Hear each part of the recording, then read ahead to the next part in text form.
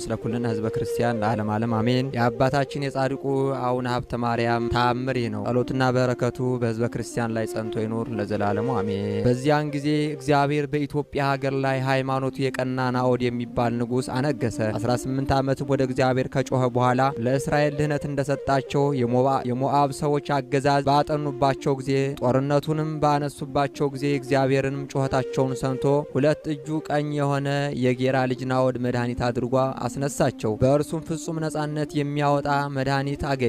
ልደቱንም ለካዱ ለአይሁድ የጌራ ልጅ ናኦድ 80 ዘመን እንዳነገሳቸው እንደዚሁም ሁሉ እግዚአብሔር የኢትዮጵያ ንጉሥ ናኦድን አነገሰ። ንዑድ ክቡር የሚሆን አባ ሀብተ ማርያም ግን እህል ሳይቀምስ በጾሙ ስጋውን ከአጥንቱ ጋር ተጣብቆ ጌታ ተገልጦ ወደ ንጉሥ ወደ ናኦድ ሂደ የገለጽኩልህን የሚስጥር መጽሐፍ ስጠውና በሀገር መብረቅ አመጣለሁ አልህ ብለህ ንገረው አለው። ምክንያቱም እግዚአብሔርን የሚያስቆጣ ሥራ በሀገሩ